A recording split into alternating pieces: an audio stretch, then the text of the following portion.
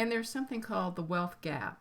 Between the 1940s and the 1970s, incomes for all American households, whether rich or poor, grew at fairly similar rates. But since then, things have changed dramatically. Between 1979 and 2006, the average income for the lowest earning 90% of Americans grew by only 16%. During the same time, the average income of the nation's top 1% of earners grew by 144%, and the income of the top 0.1% grew by an astonishing 324%. To put it another way, in 1967, the wealthiest 20% of American households accounted for a little over 43% of the total income that was earned that year. In 2008, their share jumped to 50%.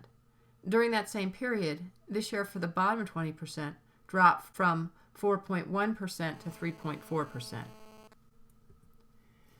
There is another aspect of economic disadvantage that I want you to think of, and that's the generational aspect. We tend to think of our society as being upwardly mobile, but with hard work and a little bit of luck, we can change our socioeconomic status. But for the average person, they don't move up and out of their socioeconomic status, hard work or not.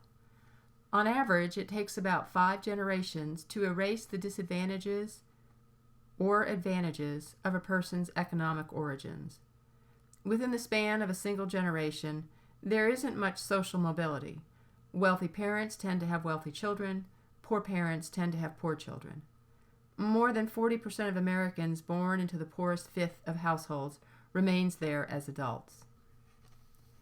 So while in theory the U.S. is a socially mobile society, in practice and reality, the economic structure and institutional barriers, advantages for some and disadvantages for others, makes it unlikely that people will move much on the socioeconomic ladder. Tax laws also work to the advantage of those at the top.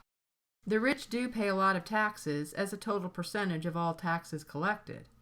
For instance, the richest 1% of the population pay about 26% of all federal taxes.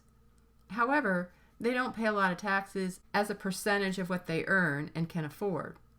In the 1940s, the tax rate for the wealthiest tax bracket was about 90%. Today, it's 35%. Incidentally, the threshold for that top bracket is $357,000. Any income above that is taxed at the same rate. In other words, someone earning $40 million a year pays the same tax percentage as someone earning $360,000 a year. So it's important to understand that the U.S. tax structure has changed over time so that the wealthy have more tax advantages.